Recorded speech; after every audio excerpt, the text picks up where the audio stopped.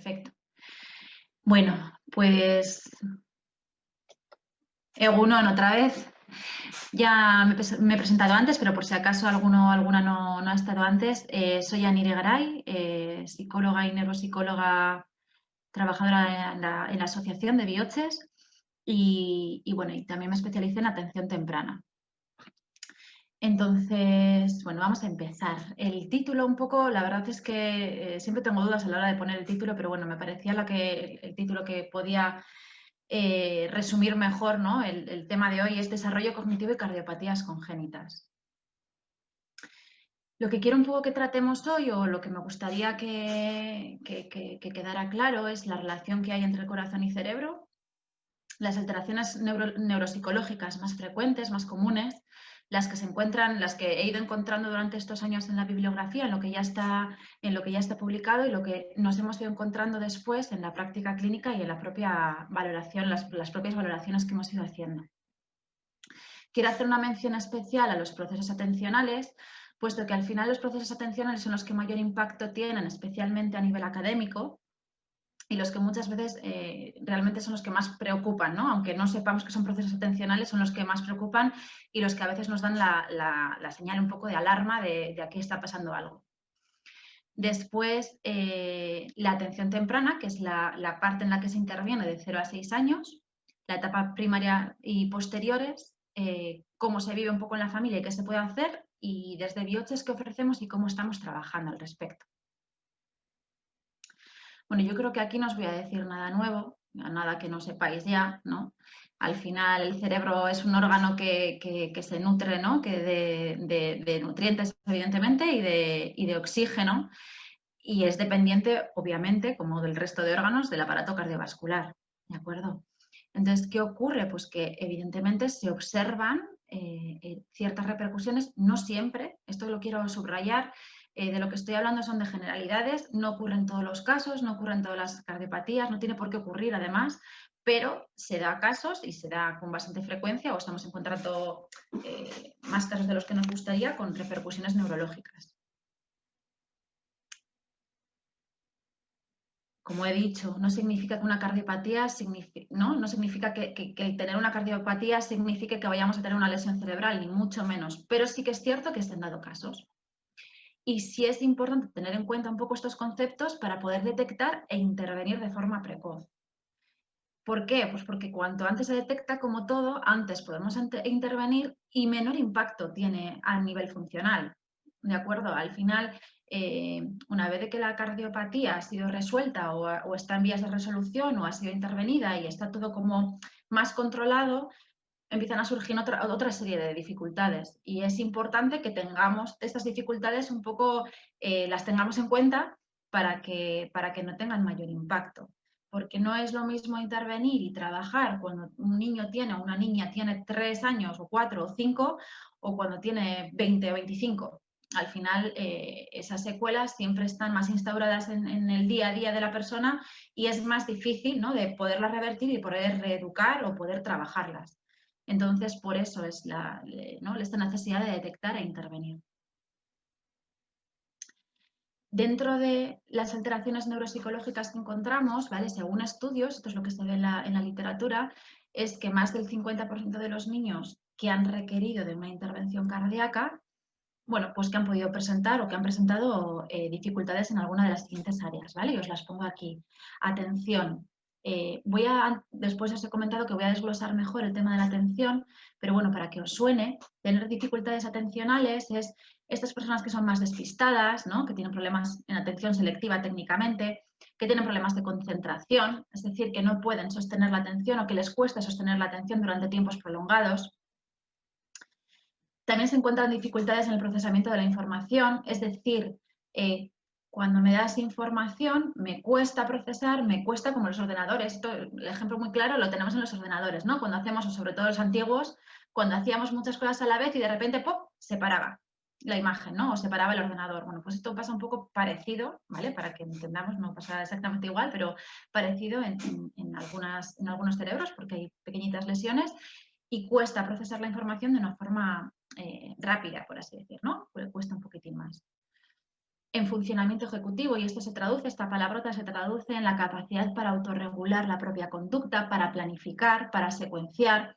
Esto lo vemos en niños que, mal dicho, ¿no? En las escuelas a veces escuchamos, es que es muy desorganizado, es que es muy chapucero, es que, bueno, ¿no? Esos adjetivos que a mí me gustan bien poco y que no es que sea chapucero, no es que sea desorganizado, sino que, bueno, puede haber un problema de funcionamiento ejecutivo. Que puede ser también que haya niños y niñas que sean desordenados, porque todos podemos llegar a ser desordenados sin tener ninguna dificultad. Pero bueno, tenemos que tener un poco en cuenta. Problemas de lenguaje, ¿vale? En la adquisición del lenguaje, vemos también en la lectoescritura dificultades, conductuales, hiperquinesia, ¿no? La hiperactividad que se dice, bueno, pues no es una hiperactividad como tal, sino una hiperquinesia, una necesidad de movimiento. O en el otro polo están los niños, bueno, pues, y las niñas con más timidez, menos iniciativa. Bueno, y esto es un poco lo que encontramos en la literatura. ¿Qué encontramos nosotras? Lo mismo. Os he comentado, yo estoy ahora de baja de maternidad, llevamos ya varios meses, yo en los últimos meses no, evidentemente, por razones obvias, pero bueno, hemos estado valorando a diferentes niños y niñas de Bioces y nos encontramos al final un continuo, un denominador común. Sí que es cierto que las personas que han tocado la puerta para hacer una valoración son personas que a priori han encontrado ya dificultades, han detectado dificultades, ¿no? Especialmente a nivel académico, pero bueno, nos encontramos el continuo de déficit atencional, casi en el 100% de los casos, de hecho, fatiga cognitiva, lo que os comentaba antes, ¿no? De me saturo, necesito parar, me cuesta procesar esa información, ¿vale? Dificultades en la motricidad fina, es que este niño tiene mala letra, es que tiene que hacer cuadernillos rubios. Bueno, pues el cuadernillo rubio igual no es lo más adecuado, ¿de acuerdo? Porque hay dificultades en la motricidad fina. Lenguaje, especialmente en la lectoescritura, y de funcionamiento ejecutivo, lo que os comentaba, impulsividad y dificultades en la planificación. Vale.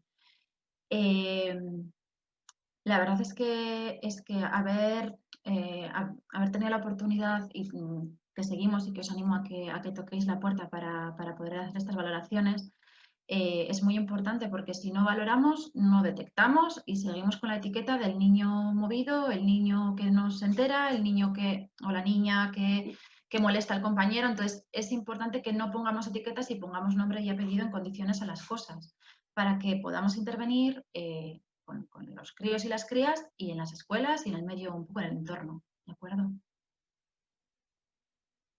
Bueno, y voy a desglosar un poco la atención, porque sí que me gustaría por lo menos que las amachos y los aitachos que estáis escuchando sepáis un poco, con estas 4 cositas que os voy a decir, sepáis un poco o podáis por lo menos detectar, ¿vale? Alguna cosita. Cuando hablamos de atención sostenida, que hay un déficit en la atención sostenida o hay dificultad en la atención sostenida, lo que estamos hablando es que hay problemas de concentración, ¿vale? Se traducen en problemas de concentración. ¿Qué ocurre? Que mejora, o sea, la atención, esto lo voy a aclarar desde el principio, puede decaer, ¿vale? O puede verse comprometida por 2 motivos. Uno, una parte más emocional conductual de no me interesa lo que me estás contando, igual alguno de lo que me estáis escuchando nos está interesando y vuestra atención se centra en la lista de la compra o en la comida que voy a hacer después, ¿vale? Pero es por un factor más motivacional conductual. Voy a dar la luz, perdonad, porque creo que no veo bien. Ay. Vale. Y hay otro factor, ¿no? Puede ser por una parte motivacional conductual y por otra parte, ¿vale? La neurológica, una lesión neurológica, un problema cognitivo, ¿de acuerdo? Entonces, y con esto continúo. Entonces, esa atención mejora durante los primeros minutos, 15 a 20 minutos, y empeora, decae los siguientes minutos. Entonces, ¿qué ocurre? Pues que son niños y niñas que están en clase, están atendiendo la lección, y inevitablemente al de unos minutos decae la atención y que empiezo pues a hablar con el compañero o con la compañera, a mirar lo que tengo en el cuaderno, a sacar el estuche y hacer no sé qué. No significa que sean niños que quieran molestar o niñas que quieran entretenerse, sino que no puedo mantener mi atención, ¿vale? Me cuesta mantener la atención. ¿Y qué ocurre también? Que mejora durante las primeras horas del día y empeora durante las últimas, decae la atención. Entonces, estas dificultades atencionales dan lugar a problemas pues, de aprendizaje, obviamente, ¿no? Si no puedo atender, si no puedo centrar mi atención, concentrarme en lo que me estás diciendo, es difícil que luego lo pueda memorizar. Problemas de razonamiento, bueno, pues problemas de razonamiento matemático, pues conductuales, lo que os estaba comentando, ¿no? Pues tiendo a molestar, a hablar, a entretenerme con otra cosa porque mi atención no puedo sostener esa atención, ¿de acuerdo? Otro de los problemas que encontramos es de atención selectiva, niños más despistados, ¿no? Ante varios estímulos, ¿qué ocurre? Que despisto elementos, entonces, yo qué sé, Nico, vete a buscar el pantalón que lo tienes en el armario. Ama, no lo encuentro. Bueno, esas son cosas que les pasa a todos los niños y niñas y adultos y no adultos, ¿no? A todos. Pero bueno, sí que es cierto que de una forma más acusada sí hay un problema atencional de atención selectiva. Entonces, ¿qué ocurre? Pues no lo encuentro. ¿Por qué? Porque a la hora de hacer el barrido he despistado ese elemento, ¿de acuerdo? Y luego encontramos también bastantes dificultades en el procesamiento de la información, que os lo he repetido antes, ¿vale? El cerebro se satura y tiene que parar, ¿de acuerdo? Y mayor enlentecimiento. Entonces, ¿por qué es importante esto? Porque es importante detectar estas cosas para poder intervenir bien o poder intervenir bien en las escuelas, ¿de acuerdo? Y decirles a los profes y a los andereños que es importante los descansos, que las materias potentes se pongan en la primera franja horaria y en las últimas, porque claro, imaginaros, de 3 a 4 una clase de historia, pues si ya cualquiera nos costaría, si una persona tiene atención, o sea, una dificultad atencional, todavía cuesta mucho más, ¿vale? Entonces, es importante que tengamos estos factores en cuenta para poder actuar en consecuencia. Y si alguien tiene alguna duda, no me importa ir respondiéndola sobre la marcha. Entonces, teniendo en cuenta todo esto que os estoy comentando, ¿cómo se procede? Pues se procede un poco distinto, o sea, se procede de forma diferente dependiendo de la edad, ¿de acuerdo? Está una primera franja de edad que es de 0 a 6, ya hay un programa establecido y hay un programa específico, que es el programa de atención temprana, que depende de la comunidad, pues se lleva de forma distinta. Aquí, desde luego, tiene que haber una derivación previa, que bueno, sí que es cierto que el tema de las derivaciones, pues bueno, se sigue dando vueltas y se sigue trabajando en ello porque no siempre se han derivado todos los casos habiendo necesidad de ello, pero bueno, yo creo que se trabaja en ello y que irá mejor, o sea, se derivará de una forma más temprana. Y luego desde la asociación, desde Bioces, lo que sí que estamos haciendo son, bueno, pues valoraciones, quien quiera, evidentemente, es voluntario, y luego pautas a la familia, porque sí que es cierto que en esta franja de edad es importante, sobre todo, aparte que se trabaje, que luego os explicaré un poco cómo se trabaja, cómo se trabaja el tema de atención temprana, pero sí que es importante un poco las pautas a la familia y que la familia un poco esté ojo a visor y sepa trabajar ciertas cosas con los críos y las crías.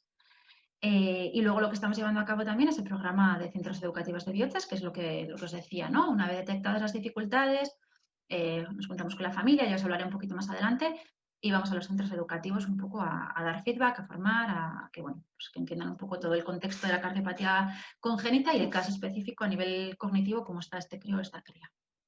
Luego la siguiente etapa, de 6 a 18, pongo 18 porque a veces es 14, otras veces 16, pero bueno, vamos a poner hasta 18, lo mismo, valoración neuropsicológica importante, pautas y herramientas a la persona, al niño, a la niña y a la familia.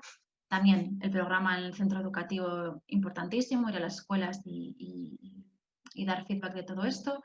La orientación escolar al propio crío cría y la orientación sociolaboral, que claro, estamos hablando de 6 a 18, pues a partir de los 14 y 16, ahí sí que es importante un poco la orientación, ¿no? Y con los adultos, pues bueno, idem de lo mismo, valoración y pautas y, ¿no? Importante la valoración, pero luego ¿para qué? Para las pautas y las herramientas y orientación sociolaboral. Así es como estamos procediendo. Y bueno, y metiéndonos un poco ya en harina, ¿por qué es importante la atención temprana? Bueno, pues porque hay una necesidad importante de detección precoz de estas alteraciones del desarrollo psicomotor, ¿de acuerdo? Las alteraciones del desarrollo psicomotor habitualmente se detectan entre los 0 y 2 años. Y es importante que hagamos esto porque, insisto, si detectamos pequeñas cositas con 0 o 2 años, podemos trabajarlas y que esas pequeñas cositas luego no sean grandes cosas con 8 años. Los niños y niñas que han tenido extracorpóreas, hospitalizaciones prolongadas, que han estado sondados, A veces se habla de hipoestimulación, pero a mí me gusta hablar de una estimulación distinta, porque realmente un bebé que acaba de nacer, en caso de no necesitar una intervención, se va a su casa, está mucho tiempo a oscuras con su aitacho, con su amacho, y un bebé que ha nacido con una cardiopatía severa, que requiere de intervención, que requiere de una hospitalización, no está en su casa con Aitacho y Amacho, está con Aitacho, Amacho, las enfermeras, médicos, auxiliares, luces, pitidos. Entonces no podemos hablar de hipoestimulación. Sí que es cierto que ciertas áreas se hipoestimulan, pero otras se estimulan y de hecho casi diría que hay una sobreestimulación. Además, me gustaría subrayar que estas alteraciones, ¿no?, neuropsicológicas habitualmente son leves y desgraciadamente pasan desapercibidas y luego realmente tienen un mayor impacto en la vida de estos críos y estas crías, porque sí, importantísimo, por supuesto, lo más importante es intervenir y que esa cardiopatía salga adelante, pero claro, luego nos tenemos que enfrentar a la vida escolar y si me cuesta leer, pues bueno, me voy a agobiar, mi amiguita igual pues me dice que no sé qué, entonces eso a nivel emocional tiene un impacto muy importante. Y luego me parece también que, bueno, que hay que subrayar y que hay que empoderar y dotar de herramientas a las amas y a los aitas, ¿no?, que muchas veces no saben qué hacer, porque mi hijo no levanta la cabeza, porque mi hijo, yo qué sé, no ha controlado todavía los esfínteres, porque mi hija tiene problemas y en clase y se distrae. Entonces, qué importante es dotar a las familias de herramientas. Esta tabla tenía dudas si ponerla hoy o no, al final la he puesto, siempre la llevo conmigo y la llevo conmigo no porque me parezca importante, sino porque me parece importante que sepamos discriminar la información. ¿Qué nos ocurre a todos y a todas cuando tenemos un problema? Pues que hoy en día recurrimos a Internet, no nos lo pensamos, entonces cogemos el móvil que lo tenemos súper fácil, ¿no? Y tac, miramos. Y ponemos, mi hijo no tiene control cefálico, no levanta la cabeza. Y vemos, no sé si veis aquí el puntero, a ver, voy a hacer así. Sí veis, ¿no? El puntero se ve. ¿No? Entonces veo, y la media es de 3 meses, jolín, y estamos ya con 5 meses y todavía, bueno, tranquilidad, ¿vale? Quiero decir, no es lo mismo estas tablas, ¿no? Ponemos aquí la media y pone aquí margen de la normalidad, pero hay que ver los casos de forma individual. Es decir, si un niño ha estado 3 meses hospitalizado, pues evidentemente el control cefálico, el tono muscular va a ser menor, va a ser, ¿no? No va a tener tono muscular o va a tener un tono muscular pues bueno, menos desarrollado y evidentemente no vamos a alcanzar este hito, ¿vale? Entonces, yo lo que os diría, que ya sé que os lo repetimos mucho, y es que toquéis las puertas a los profesionales que hay que tocar, ¿de acuerdo? Es decir, pues en este caso nos tenéis un poco a nosotras, que más que responder, quizás os podemos derivar, os podemos decir dónde informaros, pero bueno, esto quiero subrayarlo, ¿vale? Que estas tablas están muy bien y nos dan mucha pista, sobre todo a los profesionales, pero hay que cogerlas con pinzas y contextualizar mucho la información. Y no sé por qué no me deja pasar. Vale. Vale, ya sé por qué no me deja pasar. A ver, ahora tampoco. Vale. Entonces, bueno, lo que os comentaba, el objetivo de la atención temprana, mejorar pronóstico y alcanzar el máximo potencial. Vale. La atención temprana se interviene en niñas y niños de 0 a 6 años. Y la intervención siempre es con estas niñas y estos niños, la familia y el entorno, importante. O sea, el entorno y la familia, sobre todo la familia, es clave en la atención temprana. Esta intervención puede ser transitoria, es decir, bueno, pues unos meses, porque yo qué sé, supongamos que ha estado hospitalizado y necesita hospitalizada y necesita unos mesecitos, pues yo qué sé, porque tiene un tono muscular bajo, se interviene, todo mejora, todo funciona bien, venga, y se da el alta, ¿de acuerdo? O puede ser permanente, porque hay lesiones permanentes realmente que haya que intervenir, pues bueno, hasta los 6 y habitualmente hasta la edad adulta y en la edad adulta, ¿vale? Y luego lo que se interviene o en lo que se trabaja es la parte social afectiva, la cognitiva, el lenguaje, la parte funcional y a nivel motor. ¿Vale? ¿Y por qué de 0 a 6? ¿Por qué se le da tanta importancia? Porque se habla un poco de ventana neurológica, ¿vale? Es cuando más conexiones sinápticas hay, o sea, cuando nuestro cerebro más trabaja en el sentido de que, a ver cómo explicarlo, que hace más conexiones, ¿de acuerdo? Que esas neuronas se ponen en funcionamiento pues, para conectar y para establecer ciertas funciones importantes para el resto de nuestra vida. Vale. En atención temprana, lo ideal, no en todos los centros, pero lo ideal es que se trabaje a nivel multidisciplinar, ¿de acuerdo? En estos equipos multidisciplinares habitualmente encontramos fisioterapeuta, logopeda, psicomotricista, terapeuta ocupacional, neuropsicología y en algunos, y sería lo ideal, neuropediatra y médico rehabilitador. No en todos los centros están todos los profesionales y evidentemente no todas las niñas y todos los niños necesitan a todos los profesionales. Pero bueno, esto es un poco el equipo multidisciplinar ideal y utópico que, bueno, pues que evidentemente encontramos en pocos centros, ¿vale? Y es muy importante además el trabajo por áreas y la coordinación del equipo. Vale. Vale.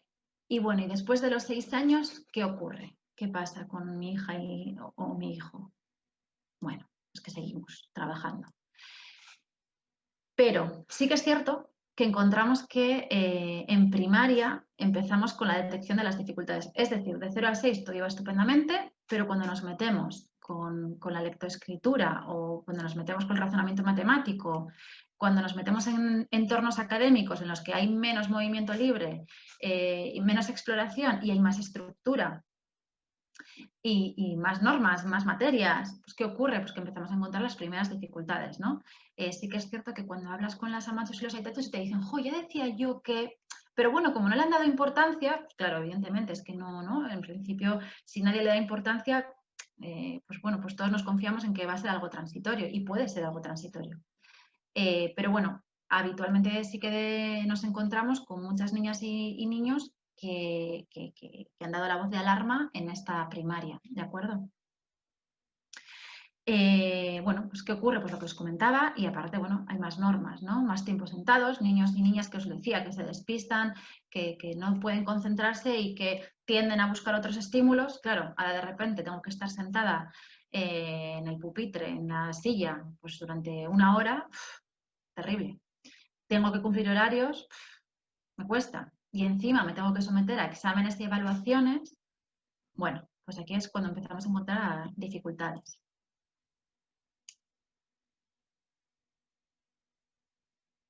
Vale. Y las dificultades más comunes, bueno, pues lo que ya hemos comentado antes, pero lo subrayo. Atencionales, ¿vale? Como os he dicho antes, de lectoescritura, encontramos dislexias especialmente, conductuales, hiperquinesia e impulsividad, lo que os decía antes, ¿no? Necesidad de movimiento, de me levanto, voy a sacar punta, me muevo con el de al lado, y esa impulsividad, ¿no? El no frenar a la hora si me pasa algo por la cabeza y tac, lo digo, o quiero hacer algo, tac, lo hago sin pensar en las consecuencias. Y a veces encontramos el otro polo, niñas y niños con falta de iniciativa y con timidez. Esta timidez sí que es cierto que puede ser más puramente conductual y punto. Quiero decir que puede ser una timidez de, pues no, me siento insegura o inseguro, pues también muchas veces más por un impacto emocional de, bueno, pues yo que sé, incluso por la propia cicatriz, las intervenciones, aunque sí que es cierto que cada vez se trabaja más, pero bueno, todavía, ¿no? O falta más a clase, entonces eso me hace que me cueste más integrarme, entonces, bueno, no todo tiene que ser con un origen neurológico, ¿vale? Pero bueno. Y de funcionamiento ejecutivo, lo que os decía, ¿no? Planificación y la capacidad de autorregularnos conductualmente. ¿Y cómo se interviene en los niños, con los niños mayores? Bueno, pues un poco parecido, ¿de acuerdo? Equipo multidisciplinar, subrayo siempre porque me parece importantísimo trabajo en equipo. La reeducación cognitiva y conductual, ¿vale? Muchas veces, o sea, quiero decir, no todo se puede solucionar. Hay veces que detectamos, ¿no? Y detectamos dificultades, podemos trabajarlas, pero hasta un punto llegamos a techos. Cuando llegamos a esos techos, sí que es importante uno que lo tenga en cuenta tanto la persona, el niño o la niña afectada como la familia, el entorno académico también, y podamos reestructurar las cosas, porque las cosas se pueden reestructurar afortunadamente en el sitio en el que vivimos. Igual en otros países no, pero en este más o menos podemos reestructurar bastante, ¿de acuerdo? Entonces lo que comentábamos, o sea, muchas veces en coles hemos comentado, pues bueno, ¿no? De ciertos problemas atencionales, bueno, pues reestructuran, bueno, pues vamos a intentan poner ciertas materias en primera hora, o dependiendo de la gimnasia que ahora tengan, pues intentar ponernos seguida la gimnasia y luego, yo qué sé, historia, o bueno, se intentan hacer cosas, o por lo menos tenerlo en cuenta y no exigir ciertos rendimientos a críos y crías que evidentemente no pueden, porque hay veces que no se puede, ¿de acuerdo? Tenemos muy interiorizada la parte física, es decir, si a mí me faltara un brazo, nadie me diría, coge esto, ¿no? Con el brazo izquierdo, ¿no? Que estoy enseñando el brazo izquierdo, nadie me diría, coge esto con el brazo izquierdo porque no tengo brazo, ¿vale? Y sin embargo, la parte neurológica, sobre todo en estos términos más neuropsicológicos, a veces exigimos cosas que no podemos exigir, ¿vale? Entonces, esto es importante tenerlo en cuenta para transmitirlo, para que la propia persona lo tenga en cuenta, el entorno familiar y también la parte académica, ¿vale? Hay problemas de motricidad fina, no le puedes decir a un niño que tiene problemas de motricidad fina que te escriba bien, que te haga bonita la letra y que machaquen a hacer bonita la letra, porque eso es una tortura. Entonces, habrá que explicar que hay problemas de motricidad fina, tendrá que trabajar ese niño o esa niña con una terapeuta ocupacional, pero no se puede machacar a la niña o al niño. Por otra parte, hay que explorar, valorar y potenciar otras capacidades. Todos, afortunadamente, no somos ni médicos, ni ingenieros, ni peluqueros. Cada uno tenemos una profesión distinta, tenemos unos gustos distintos y tenemos capacidades y potenciales distintos. A mí, no sé, no me pidáis que corra 20 kilómetros porque no puedo, porque me cuesta, porque lo he intentado 25.000 veces y no me da la caja. Entonces, no me pidáis que corra 20 kilómetros. Y tampoco me pidáis que os haga un dibujo precioso, porque aunque lo he intentado durante mi infancia y en plástica me machacaban a hacer los mismos trabajos que el resto, me cuesta. Entonces, no me he dedicado ni a las artes plásticas ni al deporte. Me he dedicado a otro ámbito que considero que soy apta y que tengo capacidad para poder abordarlo. Entonces, a veces a los niños y a las niñas les exigimos cosas, ¿no? Que realmente, pues bueno, pues hay que poner un poco en tela de juicio. Entonces, para eso estamos un poco nosotras también, ¿no? Para ir a los coles con esta información objetiva y decir, bueno, vamos a ver, ¿vale? Y para animar a las familias a que exploren también otras capacidades, ¿vale? Pues bueno, apuntar a música si es que le gusta y es que tiene capacidad para ello y le apasiona, ¿no? Pues yo qué sé, a equitación, si pueden, si le gusta, yo qué sé, a otras actividades bueno, que pueden ser motivantes para la persona, para el niño, para la niña y que puede abordarlo de una forma satisfactoria. Otra de las partes que orientamos, bueno, pues un poco lo mismo, ¿no? La académica y la sociolaboral y lo que decía, ¿no? Que lo he dicho un poco de forma transversal, la adaptación y modificación del entorno, que yo creo que es clave. ¿Y cómo se vive esto de la escolarización en las familias? Pues seguro que las amas y los aitas que estáis escuchando, pues diréis, pues fatal. Otros fenomenal seguro, pero otros fatal, ¿no? ¿Por qué? Pues porque se vive con mucha angustia y preocupación. Pues y también esto, pues ¿y por qué? ¿Y por qué a nosotros? ¿Qué estamos haciendo mal? Y no es suficiente con la cardiopatía como para tener también problemas académicos. Claro, yo quiero que mi hijo o mi hija sea como el resto. Y por supuesto, escucharéis del entorno, no es que le sobreprotegen, ¿no? Es que, claro, le tenéis tan protegido que luego le cuesta estar en el cole. Bueno, pues a ver, vamos a ver, esto de sobreprotección, ¿no? Y luego también, bueno, pues le metemos a particulares y que esté una chica todos los días o un chico dándole clases y le apuntamos a la academia de inglés, a la academia de tal. Bueno, pues muchas horas extras de deberes, ¿no? Pues madres y padres pegados a la silla con los críos y las crías haciendo los deberes. Que no digo que no haya que hacerlo, pero no, esto es lo que ocurre en la realidad. Y los niños y niñas frustrados pues no llegan un nivel de exigencia que yo subrayaría como injusto y muchas horas de sacrificio y pocas horas de disfrute. Entonces, y además cojo un poco la la frase de Fernando Villagrá, del doctor Villagrá, de antes, ¿no? Que la vida es para gozarla, ¿no? Entonces, dentro de lo posible, tenemos que intentar que la podamos gozar, ¿no? Ya que el inicio de la vida ha sido tan duro, que podamos gozarla desde el inicio, ¿no? Entonces, bueno, para eso estamos también, ¿vale? Cada caso es único, entonces... ¿Qué hacemos desde casa? ¿Qué se puede hacer desde casa? Bueno, pues que haya un equilibrio entre el trabajo y el disfrute. Después de 8 horas en el cole, no se puede estar 8 horas haciendo deberes y haciendo cuadernillo rubio. Dar la importancia justa a la etapa escolar, porque luego termina la etapa escolar y empieza otra etapa. Y si hemos estado 18 años sentados en una silla estudiando y centrándonos en sacar toda la materia, quizás nos hemos perdido otra parte, ¿no? Otras partes intelectuales como la interpersonal, la intrapersonal, otras partes que también son de importancia, ¿no? Y que es importante que se trabajen. Hay más aspectos en la vida. Subrayar, por favor, que toda persona tiene virtudes y capacidades y la importancia de explorarlas, potenciarlas y valorarlas, ¿de acuerdo? Valorarlas, que no las valoramos. Las notas son números y las personas no somos números. Aunque nos lo inculquen desde pequeños, no somos números. Y luego, bueno, pues esto es difícil, pero bueno, sí que es cierto que intentar buscar alternativas a la escuela tradicional y en su defecto, si no tenéis la oportunidad porque en vuestro entorno no hay, bueno, pues buscar extraescolares motivantes, ¿de acuerdo?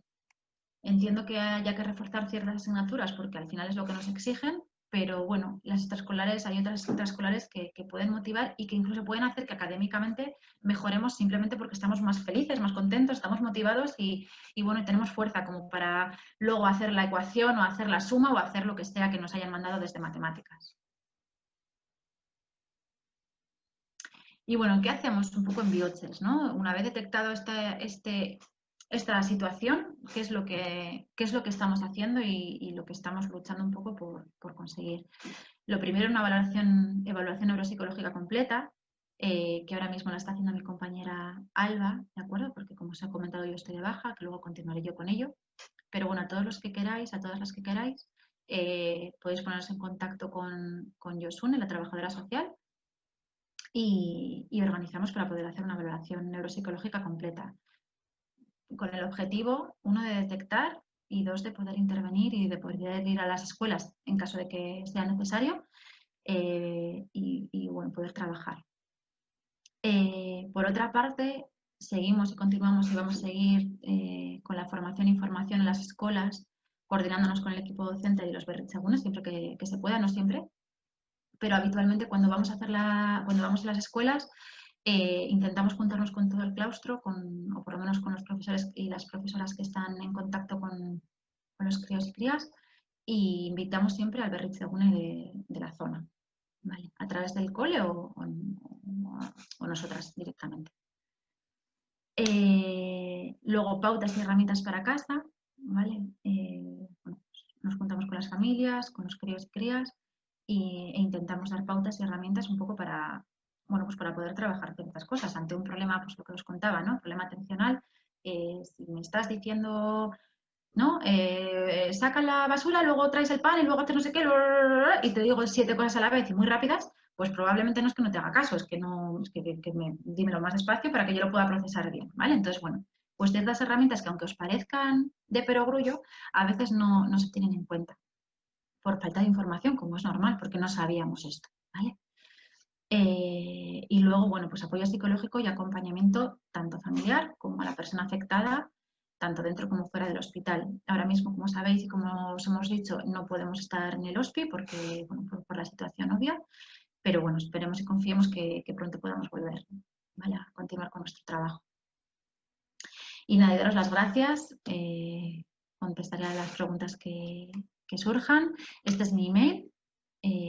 Ahora os contestará Alba, que es la persona que me está sustituyendo, por si necesitáis cualquier cosa. No obstante, lo continúo leyendo, así que si tenéis alguna duda directa para mí me podéis escribir. Y nada, y damos paso igual a las preguntas.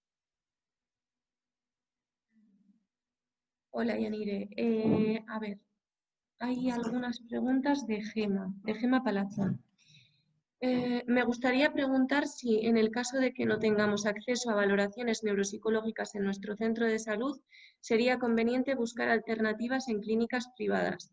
Por ejemplo, tenemos un hijo o hija intervenido en edad neonatal, seguido por neuropediatría y con alta a los 3 años.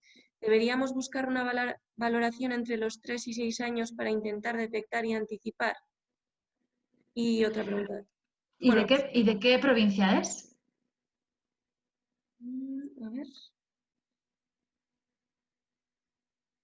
No lo sé. No, a ver. De Valencia. De Valencia. Ujú, ujú. A ver, yo diría que dependiendo de la cardiopatía, claro, estamos hablando sobre todo, encontramos mayor impacto neuropsicológico en críos y crías que han tenido cardiopatías complejas, han tenido intervenciones, quiero decir, eh, en, en cardiopatías más leves que no han requerido intervención o que no, la intervención ha sido, bueno, pues por CATE, que no han requerido casi de hospitalización. Yo no alarmaría con valoraciones que, bueno, pues que sin haber detectado nada a priori. No obstante, claro, yo os animaría a los que sois de aquí, porque al final lo tenéis de forma gratuita y, bueno, pues lo hacemos de primera mano y es como fácil. Si no, pues bueno, yo para contestarte bien a la pregunta, es que a mí no me gusta hablar por hablar, para contestarte bien a la pregunta, si quieres, tienes mi número de teléfono, o sea, tienes el email, tienes mi número de teléfono en la página web, si no os lo paso ahora, y si te hago unas cuantas preguntas, igual te puedo decir si merece la pena hacer una valoración o no. Entonces, no sé cómo se llama la persona que me ha preguntado, pero bueno, tienes accesibilidad total, o sea, quiero decir que encantada de poderte contestar un poco más en concreto, ¿de acuerdo? Por no hablar por hablar, porque no, la verdad es que no me gusta hablar por hablar, ¿vale? Gemma hace otra pregunta y es, ¿y qué síntomas deberían alertarnos de la necesidad de acudir a un especialista? En los centros educativos muchas veces las cardiopatías son desconocidas y sus incidencias en el plano cognitivo también. Es probable que algunas cosas pasen desapercibidas a esa edad porque en el centro consideren que no son especialmente llamativas o porque son todavía pequeños. Yo tengo muchas dudas en ese ámbito, entre los 3 y 6 años. Soy mamá de 2 niñas cardiópatas de 2 y 4 años. Muchas gracias. Y después abajo pone, mis hijas están intervenidas de coartación, pero me interesan en todos los casos, para saber si debemos hacer presión las familias. Muchas gracias. Vale, a ver, habitualmente es lo que os decía, es que son tan variopintos los síntomas. Habitualmente, o los signos, mejor dicho, habitualmente lo que encontramos es en la primaria dificultades en la lectoescritura, que les cuesta más, pues sobre todo cuando son chiquitines, que les cuesta más la adquisición de lenguaje, a nivel motor, pues cierto lentecimiento de la adquisición de hitos, ¿de acuerdo? Pues bueno, el gateo no sé cómo, empieza a andar más tarde, el control de esfínteres más tarde, pero claro, por eso digo que hay que valorar cada caso, porque no es lo mismo una niña o un niño que ya está hospitalizado durante muchísimos meses y de repente valoremos o me digáis, no, es que no tiene control de esfínteres y tiene, yo qué sé, ¿no? 3 años. Jo, ya, pero es que acaba de estar hospitalizada. Entonces, no nos sirve, ¿vale? Entonces, importante que se valoren los casos de forma individual.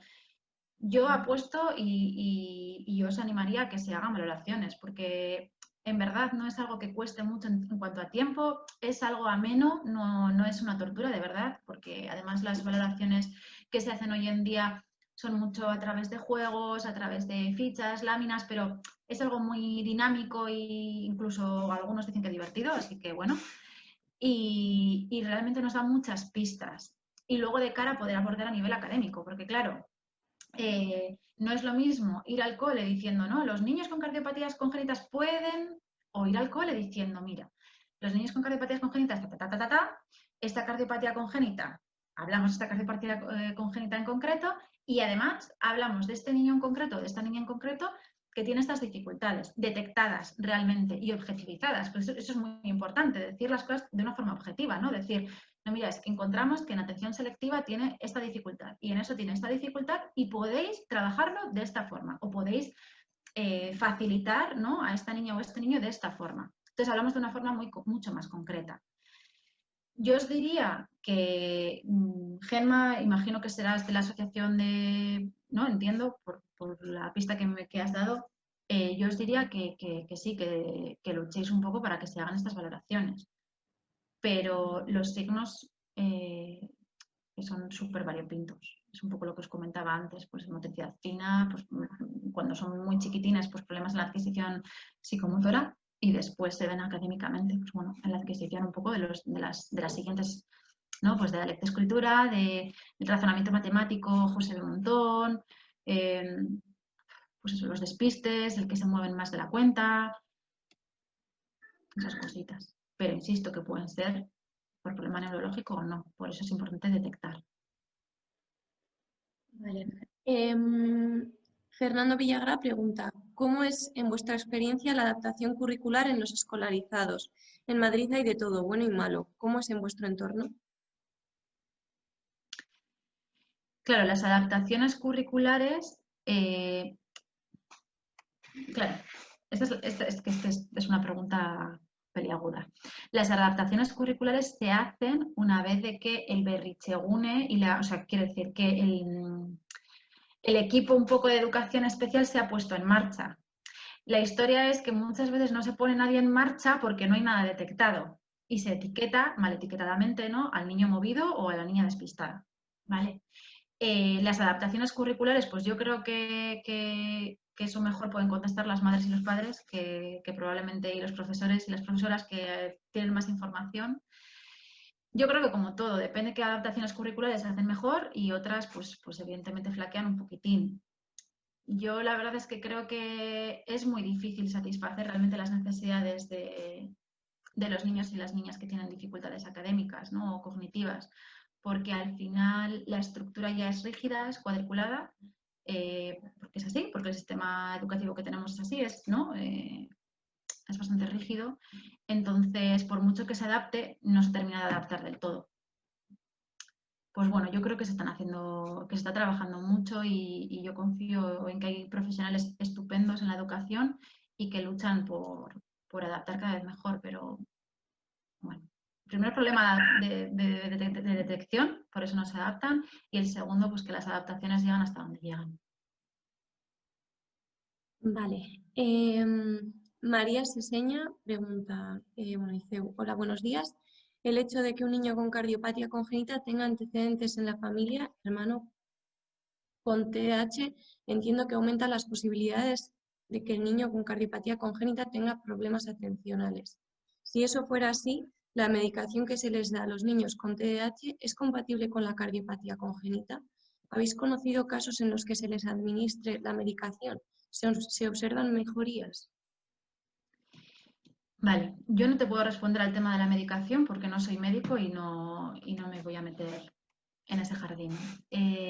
Lo que sí te diría es que yo no he conocido casos de niños que tengan hermanos con TDAH, por lo que no puedo hablar tampoco.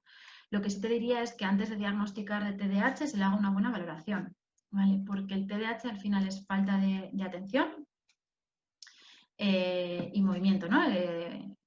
Entonces, puede ser por otros motivos. Y lo que os comentaba, cuando somos adultos y estamos muy preocupados, muy preocupados por algo, ¿no? Pues porque nos van a intervenir, vamos a poner, o porque nos ha pasado algo, ¿qué nos ocurre? Que nos despistamos, nos cuesta atender, nos cuesta escuchar, y hay gente que tiende al movimiento, ¿no? Y en el movimiento voy a meter además el consumo de alcohol, el consumo de tabaco, el ir a correr. Quiero decir, eso al final también es movimiento, ¿no? Cuando estamos ansiosos tendemos a... ¿Qué ocurre? Que muchos críos son falsamente diagnosticados de TDAH con cardiopatía, y eso sí que os puedo decir, y lo que hay no es un TDAH, lo que hay es un estado de ansiedad brutal, pues porque tengo una cardiopatía, porque no sé qué me pasa, porque no soy capaz todavía de procesar bien lo que me pasa, porque tengo muchas consultas médicas, porque me van a intervenir y entonces no puedo atender y tiendo al movimiento, ¿vale? Entonces yo os diría que antes de diagnosticar y antes de medicar, que eso, insisto, eso, el neuropediatra o el pediatra, perdón, el neuropsiquiatra, que haya un buen diagnóstico, por favor. Vale, a ver. Los colegios no disponen de conocimientos suficientes de cómo afecta la cardiopatía en el desarrollo neuropsicológico de los niños. ¿Existe algún tipo de material o guía que pueda ayudar a los profesionales de los entornos educativos, tanto para detectar posibles dificultades como para intervenir de manera adecuada, sin forzar ni machacar al niño con cardiopatía congénita? Pues sí, imagino que no serás tampoco de... ¿Eh? Es la misma que ha preguntado lo anterior. Vale. Nosotros sí que tenemos elaborado un material que es el que llevamos a los coles y explicamos un poquito, hablamos de la cardiopatía congénita y luego sí que hablamos de las posibles alteraciones neuropsicológicas. Pero insisto una vez más que es importante individualizar. O sea, nosotros vamos a los coles, tenemos un material un poco, vamos a decir, tipo, pero luego lo modificamos según el niño o la niña.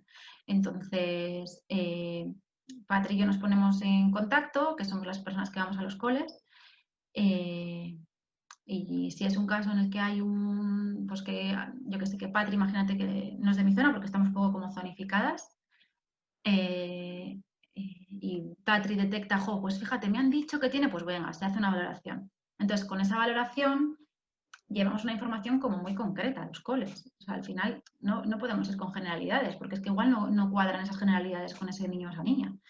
Y es importante a los profes darles informaciones muy concretas, ¿no? Y decir, mira, es que es esto lo que le pasa y es esto lo que tenéis que hacer. Hay que dar las cosas más claras porque tienen muchos niños, mucho trabajo y diversidad en el aula. Entonces, el material que tenemos realmente no serviría para todos los niños y niñas, ¿vale? Pero bueno, yo insisto que tenéis el email, tenéis el número de teléfono y si no lo escribo en un momento y en un momento dado, bueno, pues podemos conversar al respecto y dar pautas un poquito más claras. Íñigo pregunta, dice, a mí me gustaría que a mi hijo le hicieran una valoración neuropsicológica especializada, pero no sé a dónde acudir. En el colegio la psicóloga nos dice que simplemente es inmaduro, pero con muchas capacidades, y psicólogas aparte coinciden que sin una valoración neuronal aparentemente el niño es muy normal, pero nosotros por su cardiopatía sabemos que tiene algún tipo de afección. ¿Cómo podemos coordinar su valoración psíquica por su cardiopatía con un neuropsicólogo? Pues, a ver, en verdad, ¿sabéis lo que pasa? Que muchas veces además, me ha pasado en varios casos, que en la neuroimagen además no se ve nada, no se aprecia nada. Claro, es que no siempre que hay... O sea, no siempre que hay un problema neurológico se aprecia en la neuroimagen o en las neuroimágenes que hacen, ¿vale? Entonces, eso por una parte. Por otra parte, tenéis que ir a un neuropsicólogo. Si sois de la zona, os podemos atender nosotras. Os podemos hacer la valoración.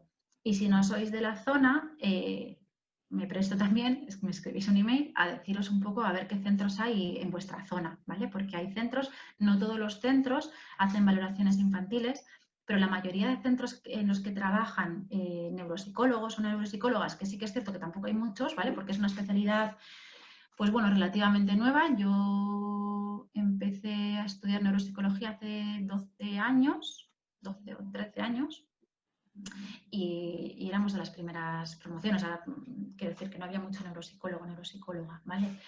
Entonces, bueno, insisto, me mandáis un email y os digo un poco en la zona a ver qué centros hay que me parezca que pueden funcionar bien. Vale, María ha vuelto a escribir, ha dicho que es de Soria y pone, mi hijo está intervenido en 7 ocasiones por una cardiopatía congénita, tiene 5 años. Además de sufrir dificultades atencionales, el niño padece una discapacidad visual, ambliopía bilateral y una merma visual de lejos al 50%. ¿Esto es habitual en niños con cardiopatía? Pues la verdad es que, igual esa parte os lo pueden contestar mejor los cardiólogos que han visto muchísimos más casos. Yo no he visto ningún caso como el que me estás contando, pero es que yo creo que al final cada caso es único y la afectación neurológica además no suele haber dos casos iguales, ¿de acuerdo? Aunque aparentemente sean parecidos, no suelen ser iguales. Entonces, no sé si alguno de los doctores que están escuchando pueden contestar a la pregunta mejor que yo, porque han visto muchísimos más casos. Hombre, yo he visto, Fernando Villagrá, yo he visto, lo único que he visto en relación a oftalmología en nuestras operaciones es ceguera temporal cortical debido a algún evento embólico, habitualmente pasajero y sin consecuencias, pero esto es lo único que he visto. Hasta ahí puedo contestar. Hola, soy Juan Miguel. Pues concuerdo con Fernando. Una cosa son los comportamientos psicológicos asociados a las cirugías cardíacas y otra los problemas neurológicos, que afortunadamente son pocos, pero muchas veces pueden ser devastadores. Lo que es, como cirujanos nos cuesta entender que tenga una afectación y de ambos ojos. Pensar que ha habido una embolia y en las arterias de ambas retinas es raro. Yo no sé si eso puede deberse a alguna otra causa distinta, pero en buena lógica lo correcto sería pensar que sus deficiencias estén relacionadas directa o indirectamente con la cardiopatía y, por supuesto, con las intervenciones previas que ha estado sometido.